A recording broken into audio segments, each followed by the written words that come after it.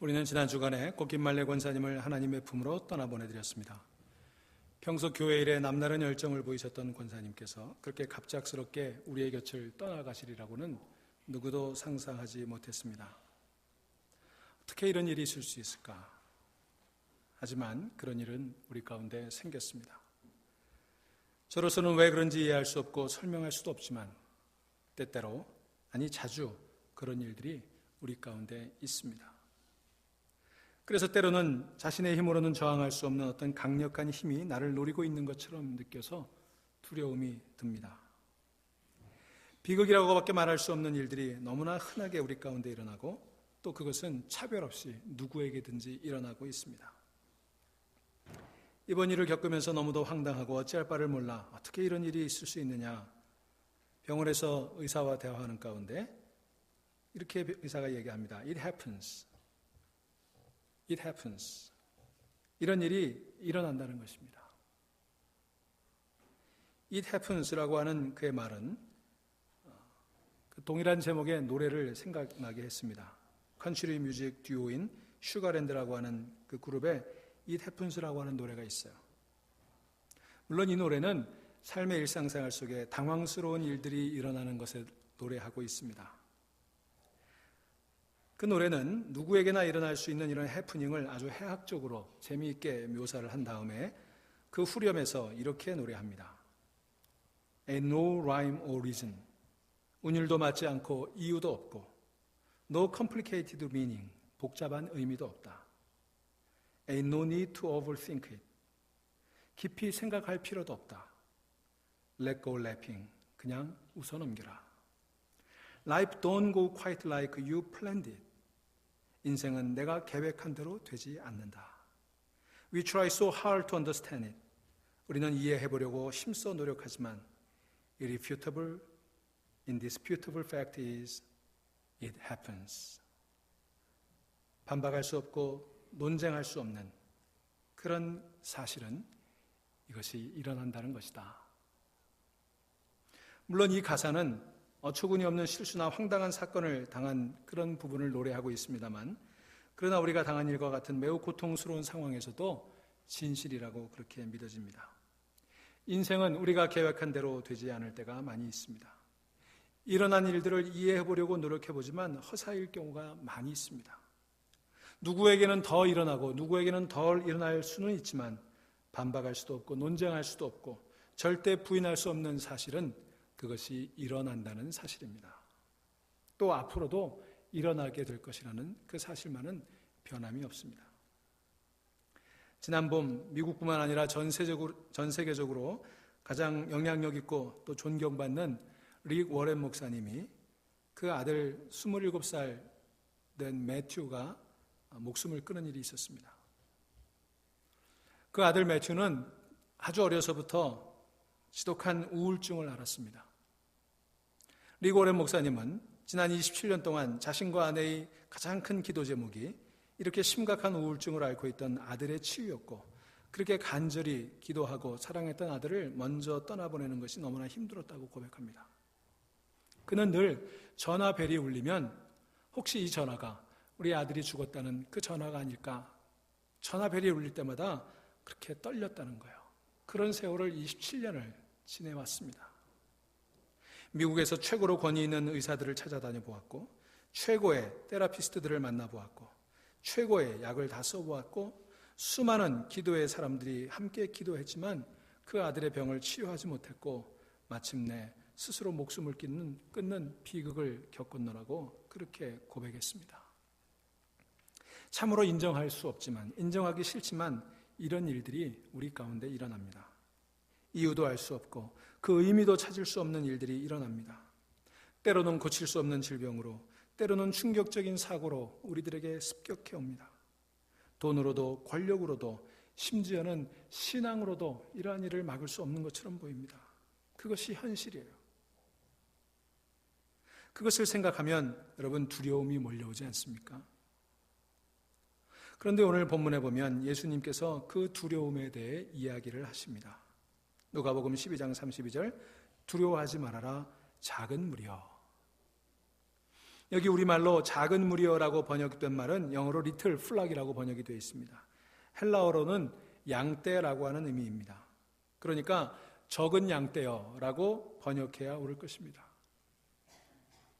예수님은 제자들을 바라보시면서 마치 활짝 트인 그 들판에 서 있는, 야수로부터의 공격이 두려워 서로 목을 부비며 위로하고 있는 몇 마리 되지 않는 그 양떼들을 상상하고 계신 것입니다.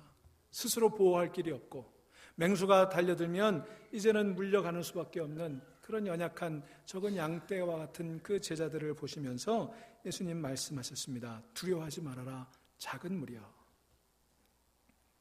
알고 보면 그것은 제자들의 형편에 꼭 맞는 비유였습니다. 그들에게는 아무것도 가진 게 없었습니다.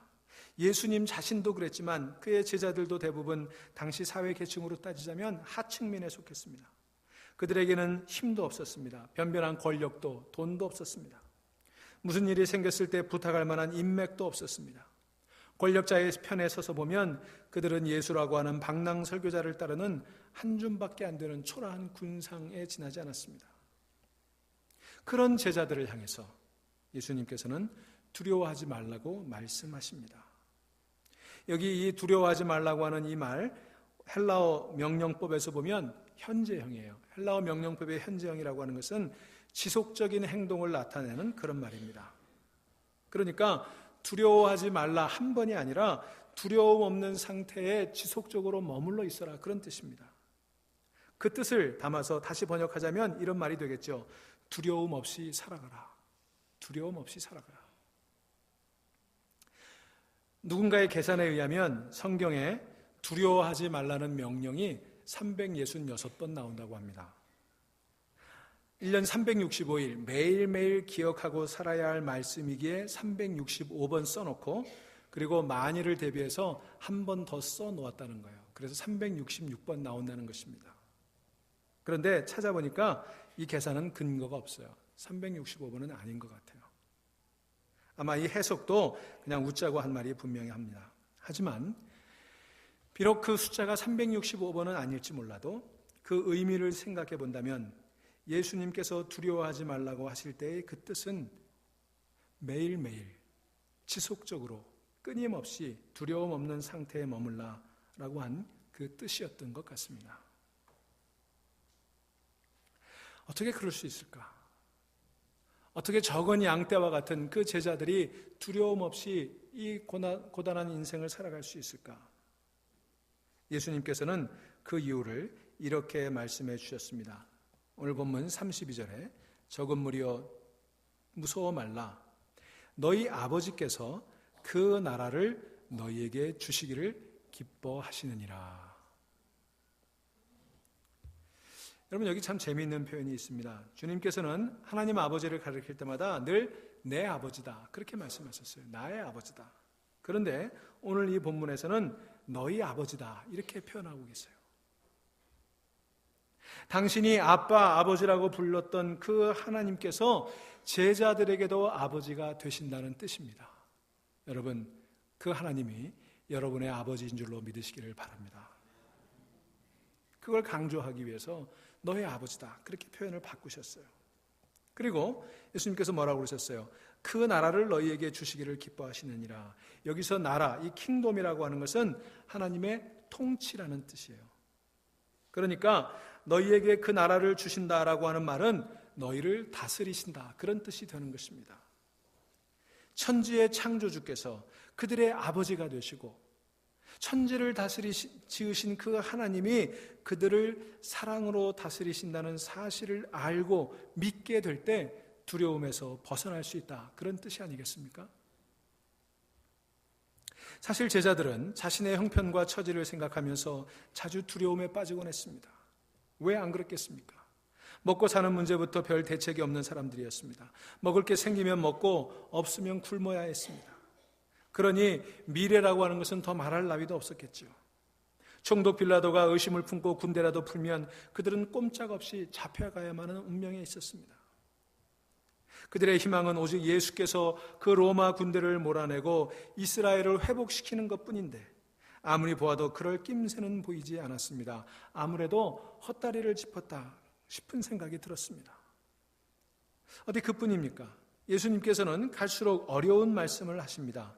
32절부터 이어지는 말씀 33절 34절을 보십시오. 너희 소유를 팔아 구제하여 낡아지지 아니하는 배낭을 만들라. 곧 하늘에 둔 바 다함이 없는 보물이니 거기는 도둑도 가까이 하는 일이 없고 좀도 먹는 일이 없느니라. 너희 보물 있는 곳에는 너희 마음도 있으리라. 여러분, 이 말씀을 들을 때 제자들이 위로가 됐겠어요? 아니면 더 걱정스러웠겠어요? 여러분, 이 말씀을 들을 때 제자들은 혹대로 왔다가 혹을 붙이고 가는 심정이었을 것입니다. 그들은 예수님의 능력을 힘입어서 더 안전하고 더 확실한 무엇인가를 얻기를 원했습니다.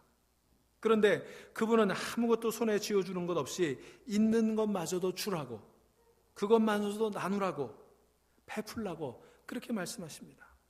악으로 악을 대항하지 말고 선으로 악을 이기라고 하십니다.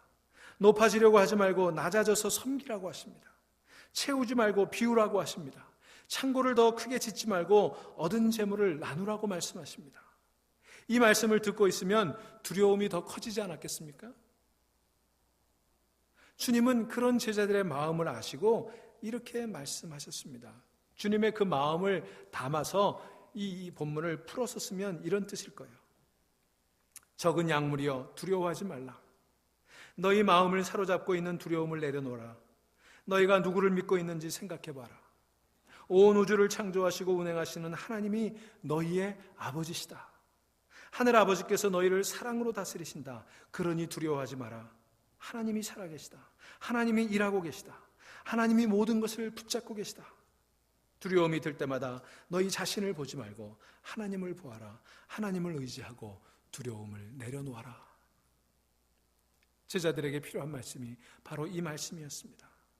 그들의 처지와 상황만을 본다면, 그리고 주님께서 그들에게 요청하신 것을 본다면 그들은 너무도 자주 두려운 감정에 빠질 것임이 틀림이 없었습니다. 그들의 상황에서 오는 두려움과 주님의 말씀을 순종하는 데서 오는 두려움을 극복하려면 하나님을 바라보는 수밖에 없었습니다. 그분께서 보이지 않는 손으로 이 세상을 다스리고 계시다는 사실, 그리고 그분이 결국 모든 것을 바로 잡으시리라는 사실을 믿어야만 했습니다. 그 믿음이 없이는 예수의 제자로 살아갈 길이 없었습니다. 제자들에게 주신 이 말씀은 오늘 우리들에게도 너무도 절실히 필요한 말씀 아니겠습니까? 김말래 권사님을 호련히 떠나보내고 나니 우리 모두 두려운 마음이 생겼습니다. 큰 질병을 한번 겪고 나면 몸에 조금만 이상이 생겨도 가슴이 덜컥 내려앉습니다. 자녀가 살고 있는 도시에 무슨 사고가 났다는 소식을 접하면 순간 두려움에 사로잡힙니다. 장사하는 분들이 며칠 매상이 시원치 않으면 이거 혹시 금방 문을 닫아야 되는 게 아닌가 하는 불안감을 쓸어내려야 합니다. 이민법안이 통과되지 않고 계속 지연되면 혹시 이번에도 이 모든 일들이 물 건너가는 일이 아닌가. 우리 자녀들은 이 기회의 땅 미국에서 영영이 기회를 잡지 못하고 그렇게 살아가게 되는 것은 아닐까. 이런 세상에서 살아가기에 때로 두려움은 우리가 씨름해야 되는 가장 큰 문제입니다. 날마다 우리는 이 두려움과 씨름하고 살아가고 있습니다. 그런 우리들에게 오늘 주님의 말씀은 매우 중요한 말씀입니다. 우리의 하늘아버지께서 우리를 다스리신다는 사실을 믿어야만이 두려움 없이 살아갈 수 있기 때문입니다. 하나님의 다스림을 믿고 의지하고 살아가면 풍파와 환난을 모두 피할 수 있다는 뜻이 아닙니다. 사실 신실하게 믿고 살아가다가 이런 일을 당하게 되면 믿어봐야 뭐하나 라는 의문이 들 때가 한두 번이 아니지 않습니까? 나의 아버지이신 창조주 하나님이 나를 다스리고 계시다면 이런 일들은 일어나지 말았어야 되는 것 아닌가, 그런 질문을 하게 되지 않습니까? 금요일마다 피곤한 몸을 이끌고 와서 밤새워 기도했다면 적어도 이런 위기의 순간에 하나님이 나를 일으켜 주셔야 되지 않았을까? 여러분, 그런 의문이 들지 않으세요? 그런 의문이 들게 되면 두려움은 더더욱 커지게 되는 것입니다. 안전하리라고 그렇게 믿었던 하나님조차도 안전하지 않으니 우리는 도대체 어디에서 마음을 두고 살아갈 수가 있습니까?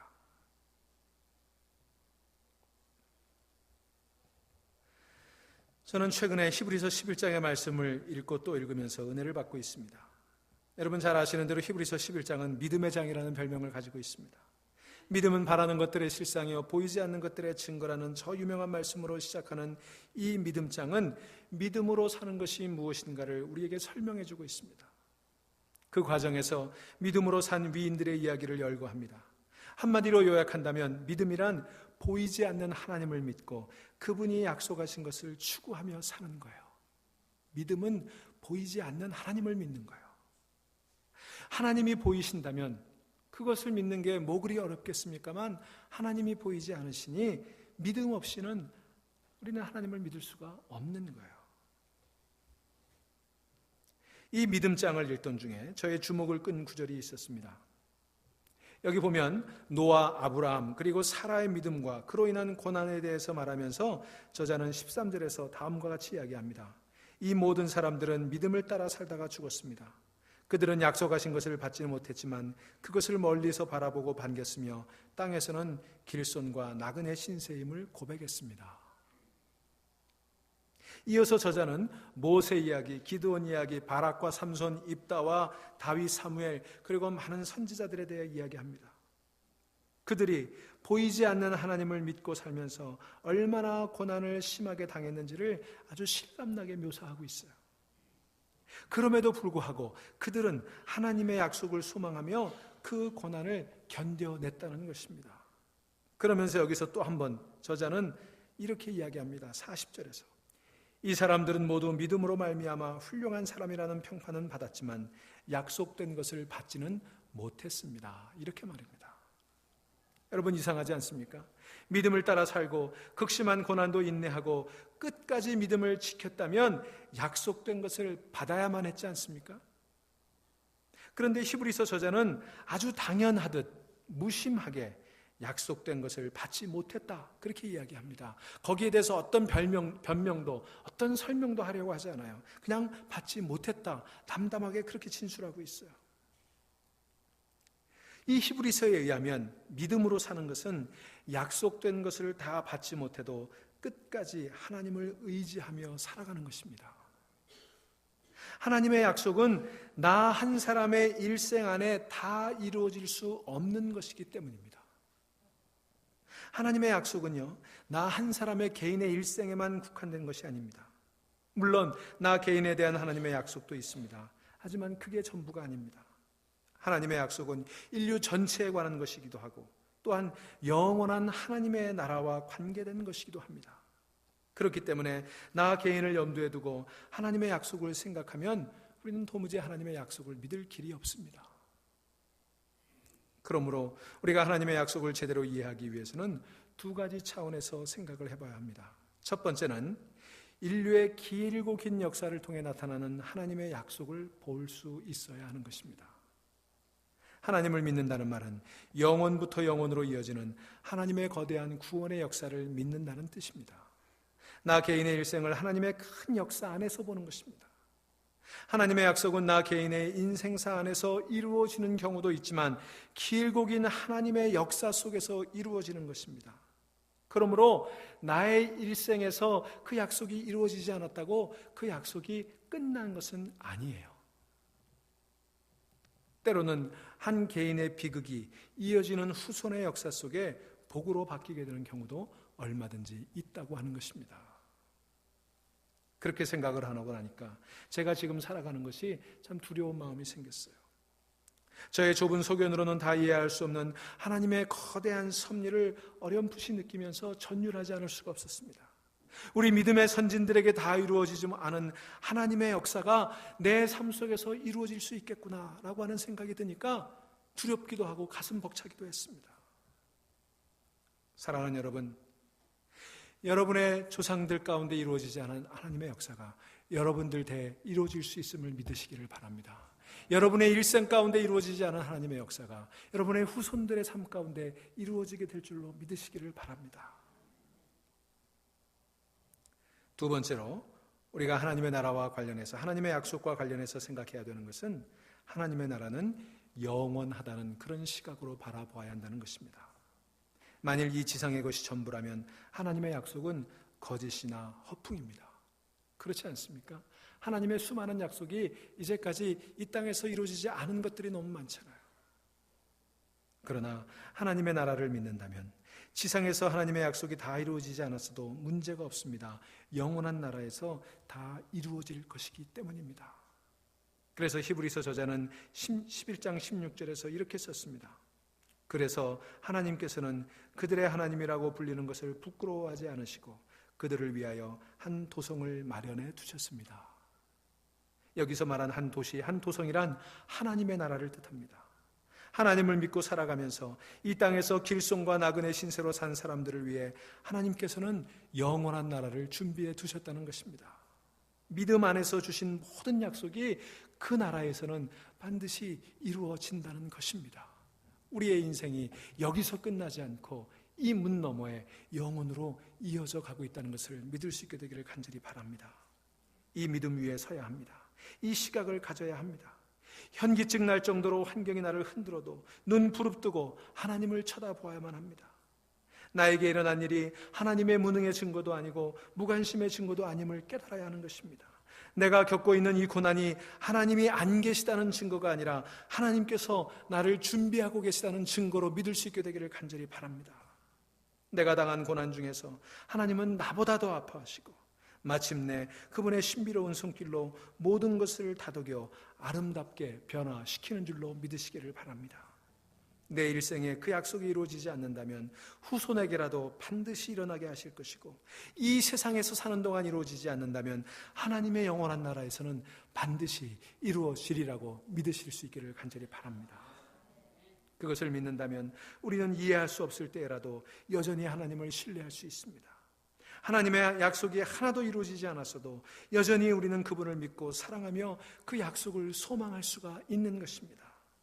마치 다니엘의 세 친구 사드락과 메삭과 아벳느고처럼 우리도 그리 아니하실지라도 그런 신앙을 가질 수가 있는 것입니다.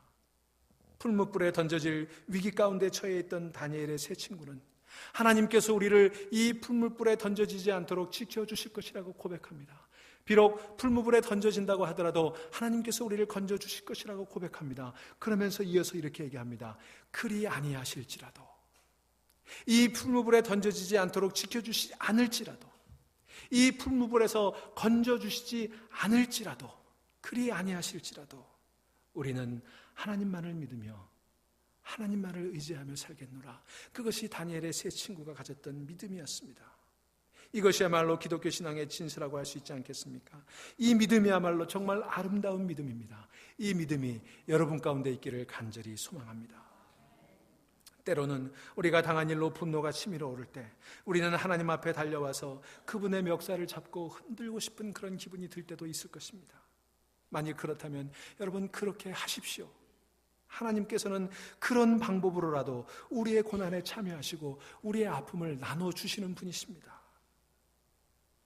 그렇게 한 이후에 마침내 우리는 죽어도 내 있을 곳은 하나님 품에 없다는 고백을 할 수 있게 될 것입니다. 세상은 이런 사람을 감당할 수 없게 될 것입니다. 죽어도 하나님 품에서 죽겠다는 사람을 뒤흔들 두려움은 존재하지 않기 때문입니다. 사랑하는 여러분, 이 믿음이 여러분 가운데 있기를 간절히 소망합니다. 뿐만 아니라 우리가 이 믿음을 가질 때 우리는 예수 그리스도의 제자로 살 수 있습니다. 우리가 그런 믿음을 보여드릴 때 하나님께서 기뻐하실 것입니다. 오늘 본문에 보면 두려워하지 말라는 말씀을 하신 다음에 주님께서는 이렇게 말씀을 이어가십니다. 33절 34절 너희 소유를 팔아 구제하여 낡아지지 아니하는 배낭을 만들라. 곧 하늘에 둔 바 다함이 없는 보물이니 거기는 도둑도 가까이 하는 일이 없고 좀도 먹는 일이 없으니라. 너희 보물이 있는 곳에 너희 마음도 있으리라. 무슨 말입니까? 주님께서는 제자들에게 하늘 아버지를 믿으라고 말씀하십니다. 내가 아빠 아버지라고 불렀던 그 하나님을 너희도 아버지라고 믿으라고 그렇게 당부하고 계시는 것입니다. 그분이 모든 것을 다스리고 계시다는 것을 믿으라는 것입니다. 그렇게 되면 두려움을 내려놓을 수 있고 그렇게 되면 예수의 제자로 살 수 있다는 것입니다. 물질에 붙들려 물질의 노예로 살지 아니하고 하나님을 위해 그리고 이웃을 위해 물질을 사용할 자유를 얻게 된다는 것입니다. 그렇게 살아갈 때 하나님은 제자들의 삶을 책임져 주시는 것입니다. 하나님이 책임져 주시는 것, 바로 그것이 여기서 얘기하는 낡아지지 않은 배낭을 만드는 것입니다. 그렇게 살 때 우리는 하나님께 부유한 자가 되는 것입니다. 이 말씀은 단지 물질에만 국한해서 하시는 말씀이 아닙니다. 하나님을 참되게 믿지 않으면 예수 그리스도의 제자로 살 수 없습니다. 제자로 사는 것은 물질이 아니라 하나님을 믿는 것이고, 높아지는 것이 아니라 낮아지기를 힘쓰는 것이고, 악을 악으로 맞서지 않고 선으로 악을 이기려는 것이고, 다스리려는 욕망을 내려놓고 섬기는 것이기 때문입니다. 제자는 하나님의 뜻을 위해 양보할 수도 있고, 손해볼 수도 있고, 박해를 당할 수도 있으며, 때로는 목숨까지 내어주는 것입니다. 하나님의 영원한 나라를 믿을 수 있어야만 다 할 수 있는 일 아니겠습니까? 그러므로 여러분, 제자로 산다고 하는 것은 고난과 역경의 순간에 하나님을 믿어 드리는 것입니다. 하나님께서 고난과 역경을 통해 나를 단련하여 정금처럼 나오게 하실 것을 믿어 드리는 것입니다. 고난과 역경 뒤에 하나님의 놀라운 계획과 섭리가 예비되어 있음을 믿어 드리는 것입니다.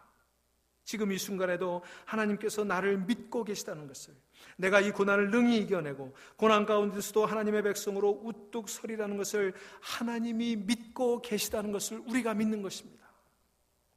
여러분, 하나님은 우리가 이 역경과 고난의 한복판에서도 결코 흔들리지 않을 것을 믿고 계시는 것입니다. 우리가 이 어려운 순간에 하나님만을 의지할 것이라고 철석같이 믿고 계십니다. 그래서 사탄을 향해서 네가 아무리 흔들어 보거라, 그렇게 흔들린다고 흔들릴 내 자녀가 아니다. 가진 것 다 빼앗아 보아라, 다 빼앗겼다고 믿음을 저버릴 그런 나약한 내 자녀가 아니다. 자녀의 생명을 빼앗아 보거라, 자녀를 잃어버린다고 해서 영원한 생명의 소망을 뺏길 그런 믿음 없는 내 백성이 아니란다. 어디 한번 해볼 테면 해봐라. 나는 내 백성을 믿는다. 나는 내 자녀를 믿는다. 어디 한번 내기해보자. 이게 하나님이 사탄을 향해 말씀하셨던 욥기에 나오는 하나님의 고백이었어요. 여러분, 하나님이 저와 여러분을 지금 그렇게 믿고 계시는 줄로 깨달으시기를 바랍니다. 여러분, 우리를 향한 이 하나님의 믿음이 틀리지 않았다는 것을 우리가 증명해야 되지 않겠습니까? 저와 여러분이 하나님이 우리를 향한 믿음을 틀린 믿음이 아니었던 것을 우리는 믿게 해드려야 되는 거예요. 증명해야 되는 거예요. 우리를 그렇게 믿고 계시는 하나님을 우리 또한 믿어야 되는 것입니다. 그런 의미에서 고난이야말로 우리에 대한 하나님의 믿음을, 그리고 하나님에 대한 우리의 믿음을 확인하고 증거하는 절호의 기회가 될 줄로 믿습니다. 밝은 대낮에 아무것도 막힌 것이 없는 탄탄대로에서 하나님이 나를 지켜주실 것이라고 이야기하는 것 누가 못하겠습니까? 또 그걸 이야기한들 그게 뭐 그리 대단한 것이 되겠습니까? 여러분 기억하십시오. 고난과 역경은 하나님을 믿어드릴 수 있는 절호의 기회입니다. 믿음은 형통의 시간에는 한없이 겸손해지는 것이고, 역경의 시간에는 한없이 담대해지는 것이 바로 믿음인 것입니다. 지금 바로 담대해져야 될 시간인 것입니다. 사랑하는 성도 여러분, 지금 여러분은 어떤 상황에 살고 계십니까? 그 누구도 알지 못하는 일로 심한 어려움에 당하여 마치 광야에 홀로 내버려진 그 두려워 떠는 양처럼 지내고 계십니까? 지금 여러분에게는 하나님이 가장 필요한 때일 것입니다. 이해할 수 없더라도 그분만을 붙드시는 여러분 되시기를 간절히 바랍니다.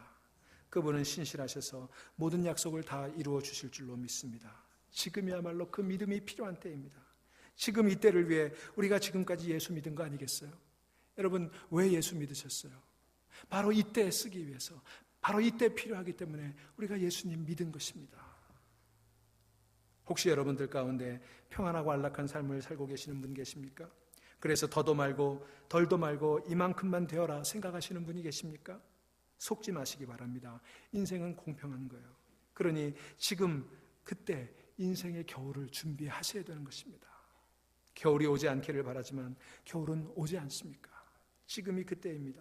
하나님을 믿고 의지하며 그분의 약속을 따라 제자로 살아가는 여러분 될 수 있기를 간절히 축원합니다. 서두에 소개해드렸던 리고렌 목사님은 아들의 죽음 앞에서 수많은 물음들이 떠올랐다고 얘기합니다. 도대체 말이 되지 않는 그 상황에 답답해서 수없이 많은 질문을 던져보았지만 아무런 대답도 얻을 수 없다고 고백합니다. 왜 내게 이런 일이? 왜 지금 이런 일이? 우리가 그렇게 기도하고 우리가 그렇게 간절히 소망했는데 왜 하나님께서는 그런 일을 허락하셨을까? 수없이 많은 질문이 떠올랐던 거예요. 그런데 그렇게 수없이 많은 질문을 떠올려 보았지만 어느 것 하나 확실한 대답을 얻을 수 없노라고 그렇게 고백했습니다. 그러면서 그는 그 수많은 질문 끝에 자신의 기도 수첩에 이렇게 적었습니다. I'd rather walk with God with none of my questions answered than to walk through life without Him and know all the answers. 나는 이 모든 질문에 대한 해답을 얻는다고 하더라도 주님 없이 인생을 살아가기보다는 이 모든 문제들에 대해서 아무런 대답을 얻지 못했어도 주님과 함께 걸어가는 길을 택하겠노라. 여러분, 우리가 겪고 있는 이 고난에 대한 대답을 저는 여러분들에게 드릴 자신이 없습니다. 그러나 여러분, 그 대답이 없더라도 주님과 함께 걸어가는 길을 택하는 여러분 되시기를 간절히 소망합니다. 때로는 오해받고, 때로는 손해를 보고, 때로는 억울한 일을 당해도 예수 그리스도의 제자로 살아가기를 포기하지 마십시오. 나를 믿고 계시는 그 하나님을 실망시켜드리지 마십시오. 순종하는 것이 어렵고 두려울 때마다 하나님을 바라보고 그분의 약속을 기억하십시오. 나 한 개인의 생애가 아니라 오고 오는 세대를 통해 이루실 그분의 약속, 그분의 영원한 나라에서 이루어질 그 약속의 완성을 바라보는 여러분 될 수 있기를 주의 이름으로 축원합니다. 바로 그럴 때 우직하게 말씀에 순종하며 신실하게 살아갈 수 있게 될 줄로 믿습니다. 사랑하는 여러분, 이 믿음이 바로 이때 저와 여러분에게 있다고 믿습니다. 그 믿음으로 승리하는 여러분 되시기를 간절히 소망합니다. 조용히 묵상하십시다.